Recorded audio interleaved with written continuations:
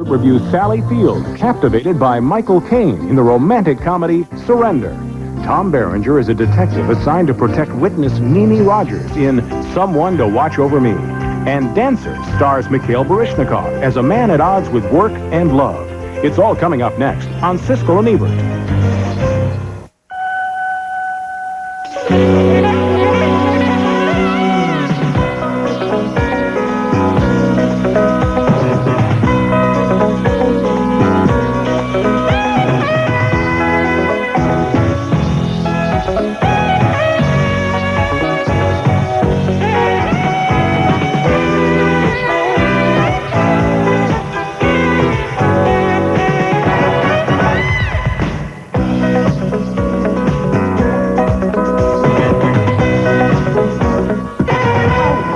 One failed marriage is not such a bad track record. One failed marriage and many failed relationships. Three of them were clarinet players. And how about the fact that you was with a guy for 2 years and didn't know he was a junkie? I thought he was a chemist. And Sally Field has been looking for love in all the wrong places, but she finds Michael Caine in Surrender. That's a new romantic comedy and one of 5 films we'll be reviewing this week on Siskel and Ebert. I'm Gene Siskel of the Chicago Tribune. And I'm Roger Ebert of the Chicago Sun-Times. Now, we've said, both of us on this show more than once, that Michael Caine hardly ever seems to give a bad performance even when he's in a bad movie. And that theory is proven true once again with Surrender, where Caine and Sally Field give good performances, but it isn't a bad movie. The strange thing about this movie, though, is that it's not all bad. It starts out very funny. I was really laughing half an hour into this movie. I thought I was looking at a great comedy, and then it loses steam about halfway through. It's like they ran out of ideas. The movie stars Caine as a rich, best-selling author who hates women because all of his ex-wives and even a girlfriend have taken him to the cleaners. Here he tells his lawyer, Peter Boyle, he's moving to a country where the women are powerless. Why the hell Kuwait? Because women can't vote there, and they flog them. But then he meets Sally Field when they are tied up together naked during the robbery of a charity benefit. And he falls in love with her that strange evening. Do you think it's a stupid idea to make love before we go out and eat? No, it's okay. I'm sorry. I'm so jittery. See, I got awfully turned on when I was tied up with you last night. Our skins welded together, every curve and I remember how it felt. I worry that I'm so jittery, I won't be able to eat until I've had... Look, I don't make love before the first date. Even though it's love, Caine takes no chances. He pretends he's a poor man. He conceals his wealth from her, and still he wants a prenuptial agreement. What do you think of prenuptial agreements? Well, I think they're kind of unromantic. Then everything changes when Field wins $2 million from the Reno slot machines, and now she doesn't want to share her wealth with him. This is wonderful, Dave. It's like a double miracle. You've won all this money, and I've decided we don't need a prenuptial agreement. What? It's incredible. I was up on the mountains, and I had this fantastic religious experience. I saw this lonely old wolf, and he spoke to me. And you know what he said? Share everything. An old wolf told you to take half my money? Well, like I said, I like the opening scenes of this movie, especially the one where Caine and Field try to introduce themselves to each other after robbers have tied them together naked in that closet trying to shake hands. A little strange. I like the whole exaggeration of the Caine character and how much he hates women and the way that Sally Field got around all of that. But what I didn't like was when the movie went wild with all the extra ingredients in the second half, like that multi-million-dollar jackpot and Field's former boyfriend being kidnapped in the Middle East, and on and on and on. The movie started strong, but then it seemed to lose its way. The last half seemed to be like a fire sale of old comic ideas. Yeah, this is very surprising because it did start out as a winning picture, and then when she won the lottery, we lost the movie. They lost the script. I don't know what happened. I don't know why they felt they had to do that. Maybe they went into this production with the script half written. It's just a half-baked movie. They didn't think that the key to a comedy is character, and they had 2 great characters and 2 great character personalities that could have conflicted for the whole way without having to go on the road with all of those other locations and all of those strange situations. Sally Field did it with James Garner, and she could have done it with him. Sure. Our next film is a very tricky, cleverly written thriller by Pulitzer Prize-winning playwright David Mamet, who has been writing a lot lately about sleazy, gritty characters. And he does so again in House of Games, the story of a woman psychiatrist who's written a best-selling book, but she's looking for a little excitement in her life, and she gets caught up with a bunch of professional hucksters, guys who set up scams playing on other people's greed. Here, the shrink helps out a con man in a poker game. You can help me out here. Yes. You keep looking for the tell. He plays with his ring. I'm gonna gut that sucker. That's Joe Mantegna as her partner, and she quickly becomes drawn to his direct, dangerous manner. Do you want to make love with me? Excuse me? Because you're blushing. That's a tell. The things we think, the things we want. We could do them or not do them, but we can't hide them. What is it you think I want? I'll tell you. Somebody to come along. Somebody to possess you. To take you into a new thing. Would you like that? Do you want that? Yes. That's a fabulously written sequence. The story has lots of twists and turns on the psychiatrist and on us. Yes. Eventually, she turns on her lover when he has fooled her once too often. Sit down, please. I'd love to, but I said to sit down. What are you going to do, go to the cops? I may. And tell him what? What are you going to tell him, stud? That the author of the best-selling Driven, A Guide to Compulsive Behavior, gave her fortune away to some con man? You see my point? But we've had fun. You must say that.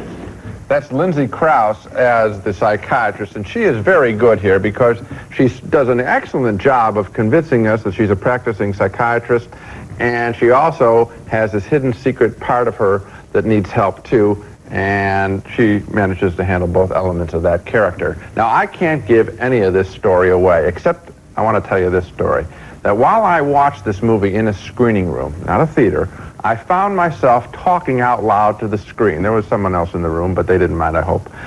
I kept second-guessing the film because I thought there were mistakes being made here, and I was shouting out like a smart guy. Well, I guessed wrong virtually every time, much to my delight. This movie surprised me. This is the kind of movie I like because I like movies about people living on the edge. I also like movies I can't predict. I liked every single performance in the film, particularly the two leads, Lindsay Krause and Joe Mantegna, and of course, the writing and first directing job by David Mamet, who is really something special. Well, I was that other person in the screening room, and you kept saying, "Oh, that's not how you would play poker. They would never do that in a poker game." And then later on, I was shouting out to you, "You see, it did make sense. Yeah, you're right. It was amazing." You guessed wrong sometimes too. I guessed right more often than you did because, well, I can't tell you why, but I know that I did. But in any event, I like this movie more than you did. I think it's not possible. I think this is one of the 10 best movies of the year. It is an incredibly impressive film. Mm-hmm. It is funny. Mm-hmm. It is clever. Mm-hmm. It is intriguing. It is well acted. Mm-hmm. It is smart. Yes. It makes us think about the characters. It's intelligent, and it looks great. Yeah. I mean, I am amazed. It is a great directing debut, not to mention a great job of writing, a great job of acting, and it absolutely had me absorbed from beginning to end. That's all I'm saying. I'm talking to the screen. I don't do that. Usually I'm yelling at the screen. I mean, this thing got me going. Mm-hmm. This is like The Sting for adults. Yes, that's a good one. And with adults in it, adult characters. Coming up next on Siskel and Ebert, Tom Berenger is a cop assigned to guard a rich society woman in Someone to Watch Over Me. And you live in Queens with a child and a dog? No, no dog.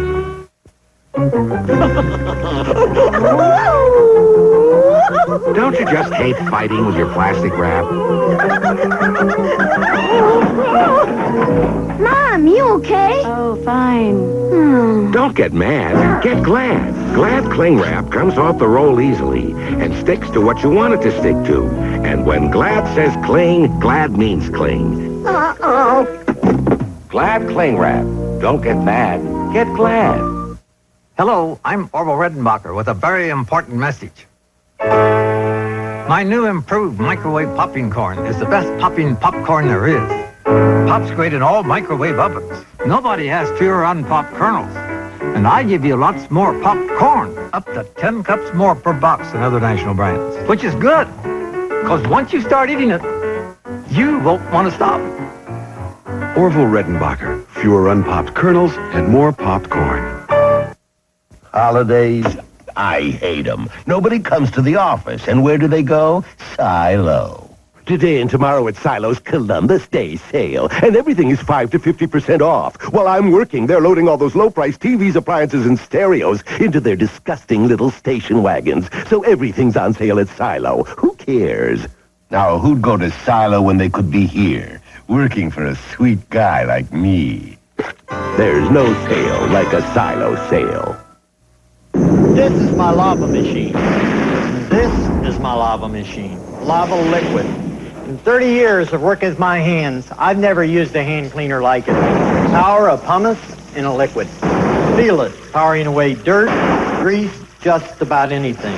Powering hands clean. I'm Roger Gustin. And friend, when I talk power, I know what I'm talking about. Lava, liquid or bar. Powers hands clean. Our next movie is named Someone to Watch Over Me, and it stars Tom Berenger, who played the tough squadron leader with a scarred face in Platoon. This time he's a New York cop assigned to the night shift as a bodyguard for a beautiful socialite played by Mimi Rogers. The movie opens with a brutal killing which Rogers witnesses, and that means she needs protection. And that doesn't go over so well with Berenger's wife, played in a very good performance by Lorraine Bracco. They were childhood sweethearts who've been married for years, but she still gets jealous. I read this article. You didn't tell me she was so beautiful. Actually, she's better looking than that. Oh, yeah? Yeah. Meanwhile, inevitably, Berenger and Rogers fall in love. He's never met anyone quite like this nice, rich lady. I'm not going to let anything happen to you. Okay?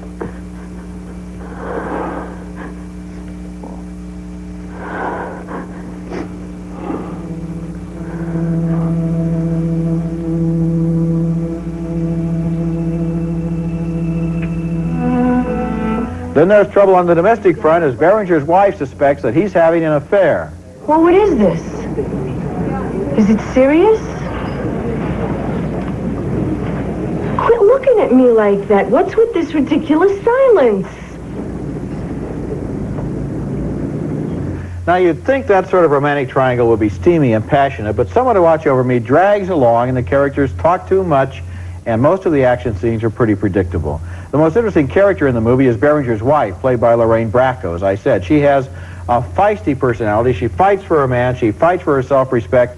The fact that she tries to hold her family together in the middle of this situation is, to me, the real heart of the movie, and not all of this fancy downtown socialite glamour kind of stuff. The trouble with the affair between Berenger and Rogers is that the movie can never decide whether the tough cop and the sophisticated socialite are attracted to each other as individuals or as intriguing curiosities. We never get to know them well enough to know what they really think. That's the central problem. Those two characters are not well written at all. They are just, he's a new detective. He's sort of thick of the streets. I didn't believe Tom Berenger, who is a good actor. I never believed him in that character, certainly not after seeing him act in Platoon. And the woman playing the socialite, Mimi Rogers, a total boring character. I mean, not exciting, frankly. I didn't find her at all. I don't know why he would jeopardize his relationship with his wife. It's just pro forma acting.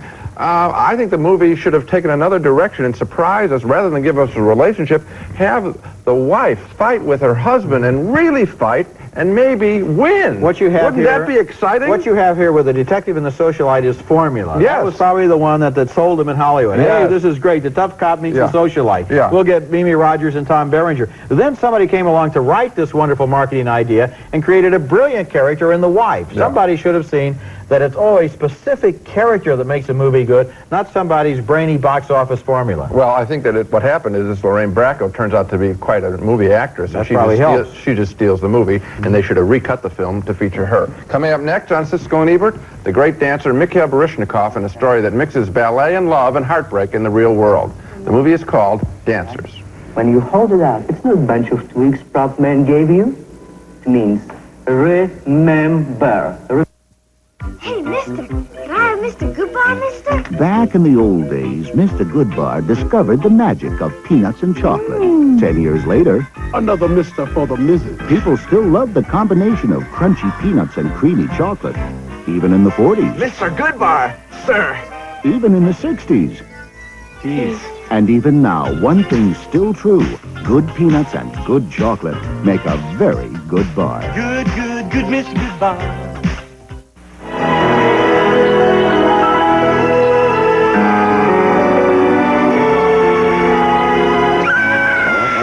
You've been very naughty. Spend a few minutes this Friday in A&E, the Oregonian's weekly guide to arts and entertainment. You'll find all the latest movie reviews and complete up-to-date movie listings. It could keep you from killing an entire evening.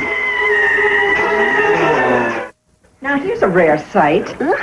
And smell. Could you wash it for me? To what do I owe this great honor? Coach asked me if I had a dead skunk in my locker. Andy, after a week of practice and a weekend baking in your locker, Tide's not gonna empty. Clothesline fresh. Maybe. Good luck. Good luck. Power out some of your toughest dirt and odor problems with new Clothesline Fresh Tide. Smells like it was dried outside. Yeah, skunk's gone. If it's gotta be clean, it's gotta be Tide.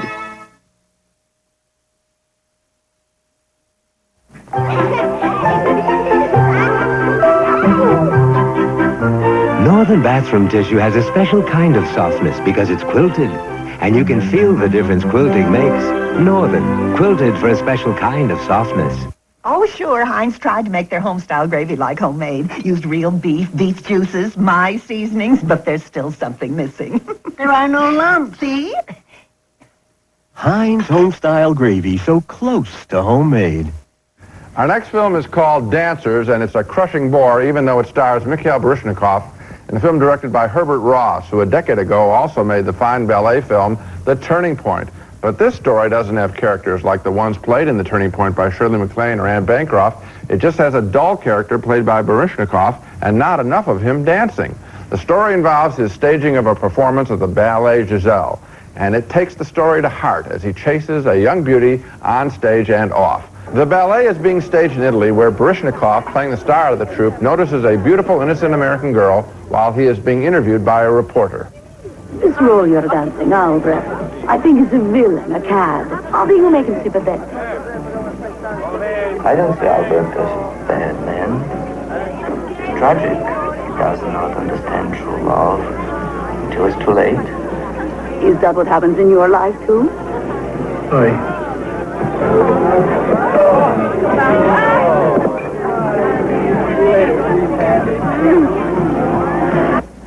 Of course, what we've all come to see here is Baryshnikov dance, not talk. Here he is in a brief rehearsal scene.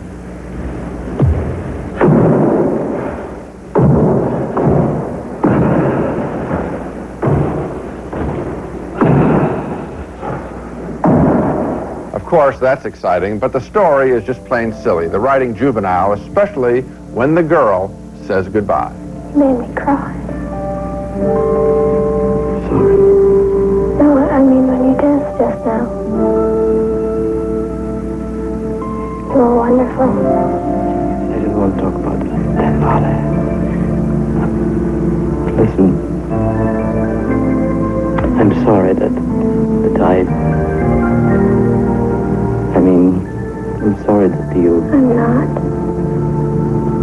That's pretty weak dialogue. Now, I'm a film critic and not a dance critic, but I've managed to like a lot of dance films. And this one just doesn't cut it for me. Not for its staging of Giselle, and certainly not for its phony drama between Baryshnikov and the girl, who I must admit is nicely played by Julie Kent. Take her out of the movie, and you have nothing. Well, then in that case, you have nothing, because I don't think the girl is nicely played by Miss Kent. I think that it was a completely limp, colorless, uninteresting performance in an insipid and stupid role with a lot of really dumb dialogue, some of which we just heard. There is plotting in this movie that is appalling. For example, when they think she's throwing herself into the water and they find her wet jacket, but it turns out, no, she didn't jump into the water. Right. So who threw the jacket in? Who fished it out? Who cares? This movie is not about the ballet. It's not about the love story. It's like an ego trip for Baryshnikov, showing that he's still attractive to young girls, and I didn't believe that either. Okay, well, the only thing that I was trying to say about Julie Kent is that when the camera is on her, I watch the movie. I think she captured... The movie is absolutely ridiculous. I want to be very clear about that. Well, to that point, when the camera was on her, I watched the movie wishing that she were in a different movie. How's that? All right, so do I. Okay, next on Siskel and Ebert, Maurice, the story of three English homosexuals in the days before the First World War. We want tea, tea, we demand tea. City News, Mr. Keebler. Can you tell us what your new sandwich cookies look like? No comment. Well, we hear they've got creamy fillings. No comment. Keebler introduces new EL Fudge sandwich cookies. Buttery cookies with creamy fudge. Chocolatey cookies with peanut butter middles. And chocolatey cookies with vanilla cream. We hear they're all delicious. They are? Oh, were you talking to the cookie? The cookie? No comment. New EL Fudge sandwich cookies from Keebler. Watched any great books lately? Wow! These videos were my parents' favorite movies when they were kids. But they're totally cool. I swear. Check it out. Now your whole family can enjoy the best of Robert Louis Stevenson, Dickens, Twain, Hepburn, Taylor, and more. These videos are so excellent, I think they even made books out of them. Hollywood brought the great books to life. MGM UA Home Video brings them home. Stan Foster has AIDS. Even after you might be exposed to it, even if you get tested after that, it might take 6 months for you to develop antibodies. AIDS. Spread the word, not the disease. Suddenly, everyone is tearing into Women's Day because on our pages, there are chances to win thousands of fantastic prizes in our $1 million 50th anniversary game. Plus, you can win one of 5 grand prizes, too, including a fabulous Lindell Cedar home, 2 Oldsmobile Cutlass Calays, and $15,000 in cash. Honey, we've won! Be an instant winner with the 50th anniversary issue of Women's Day. I'd no sooner settle for a flake in my hair than a spot on my uniform. You passed the test, you're good grooming. That's the look of success. Your head and shoulders above the rest. Regular shampoos just rinse flakes. Head and Shoulders goes to the source to help stop flakes. And that's doing it right. Your head and shoulders above the rest. Our next movie is named Maurice, or Maurice as we would say it in America, but they say Maurice in England, where this movie comes from, with an impressive pedigree. It was directed by James Ivory. His previous film was the big hit A Room with a View, and it's based on a long-suppressed novel by E.M. Forster, the man who wrote A Passage to India, but forbid this story, Maurice, to be published during his lifetime. Well, if it had been, it would have been pretty controversial. It tells 2 romantic love stories from 75 years ago involving male homosexuals at a time when homosexuality was completely taboo in England. The film begins in Cambridge, where 2 undergraduates fall in love. Durham, where did you get to? I know you read those books in the back. How do you mean? You'll understand then, I don't have to explain. Understand what? That I love you. There we see James Wilby and Hugh Grant as Maurice and Clive, who become lovers, but then Clive leaves Maurice and gets married, renouncing his homosexuality and preparing for a political career. And Maurice is expelled from Cambridge. These past few weeks it's become apparent to me that it's time a man was here to head this household again. Ah, well, it's all for the best. What do you want with a degree? They were never meant for the suburban classes. I mean, you're not going to become a parson or a barrister or a pedagogue when you're not a country gentleman. That's a sheer waste of time. The city is your place. That's the boy's family doctor, played by Denham Elliott. As they grow slightly older, the 2 men continue to see each other, but Clive seeks to deny their love. Clive! Aren't you exhausted? Well, I've had meetings till midnight. I've got another this afternoon, but I'm back tonight, and then your visit really does begin. Now, gentlemen, we stand rebuked to the Olympic Games, Maurice. Then the unthinkable happens. Maurice, the wealthy aristocrat, falls in love with Scudder, the rough gamekeeper on Clive's estate. After they make love, the rich man fears the poor one will blackmail him. But you hate to be seen with me. You're not glad anyway, don't say you are. I'm glad. Then why didn't you come to the boathouse? I waited 2 nights, I got no sleep waiting. I know something. I'm sure you do. I'm sure you could tell me a good many things, Alec. I know about you and Mr. Durham. And that's Rupert Graves as the gamekeeper. I had a couple of different reactions while I was watching Maurice. On the one hand, I enjoyed the whole look and tone of the movie, which captures England and those characters really well. On the other hand, I thought the film's view of homosexuality, or any sexuality, was very simple-minded. We're supposed to applaud because Maurice and the gamekeeper are brave enough to risk everything because of their love. But there is not a single moment in this movie to indicate that they have anything at all in common except for sexual passion. They have nothing really to say to one another, and so the movie seems to be arguing that a person's sexuality is the most important thing about him. Well, I don't believe that, but I do believe this is a great-looking, well-acted, civilized, interesting movie, and for that, I recommend it. Well, Roger, I think we agree on the movie, except that I can't recommend it. I think that basically we have been through this material many, many times in other films, far more interesting films, and I was bored by it. Although as beautifully made, I mean, James Ivory makes beautiful films. He's, I think, incapable of doing otherwise, it seems. I just felt that this material was quite familiar and felt dated, and that there was nothing fresh added to it. I could admire it as a picture. I mean, as a period piece. It's a period piece like A Room with a View. But there I was surprised. It recaptures a world that you don't often see in the movies, and that was interesting. A Room with a View surprised me. Oh, well, A Room with a View is a better movie. Yeah, okay. Okay. This one had no surprises, just had some good-looking shots. Now let's take another look at the movies we reviewed on this program. We were both disappointed in the comic love story Surrender with Michael Caine and Sally Field. Only the first half of the movie works, 2 thumbs down. And our only argument about the movie called House of Games is who liked it more. We both thought it was terrific, 2 thumbs up. As for Someone to Watch Over Me, the only interesting character is the one with the smallest role, the detective's wife, 2 thumbs down. And 2 more downturned thumbs for Dancers with Mikhail Baryshnikov. And finally, a split vote on Maurice, the drama about British homosexuals. I thought it was extremely well made, but the story wasn't fresh. Roger disagrees, sort of. He votes thumbs up. So the one, obviously, that we agree on is House of Games, and I loved your line where you said this is like The Sting for adults, because there are so few movies these days that really do give you credit for any intelligence as you sit in the audience, and the pleasure of working out this plot along with the screenplay is amazing. Well, I always enjoy, and it's not too often that I can enjoy watching characters that are smarter than I am, or even you.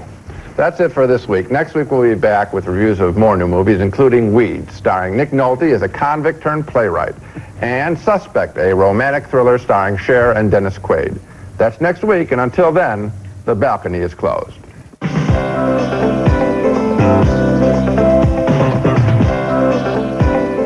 Nestle Crunch. It's creamy milk chocolate and crispy crunchies. Chocolate is scrunches when it crunches. That's why you'll love Nestle Crunch. AT&T Long Distance Gift Certificates, the gift that lets people stay close to faraway family and friends. Your Life Vitamin Packs, daily vitamin systems with essential vitamins, minerals, and important nutrients. Your Life Vitamin Packs, the no guesswork vitamin system. Zip Guard Wood Stain, will not chip, crack, craze, or peel. And Zip Strip, non-flammable paint remover.